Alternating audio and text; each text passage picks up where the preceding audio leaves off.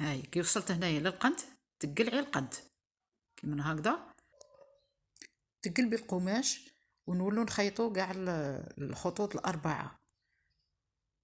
وهاي هنايا بعد ما تقلبي تولي تحدي عند وين راني نحدد، ما تخيطيش، تخيطي عند لانا في الوسط، تفوتي بخياطه رقيقه. لابومب اللي راني دايرتها انا في اللون الاسود تقدي تبدليها وديريها في اللون البني، لون مغاير مع السرابيت 6 او 12 يخرجوا اسورتي معاها. اللون تاني تاع السرابيت يكون بني. هنايا ها هي راهي واجده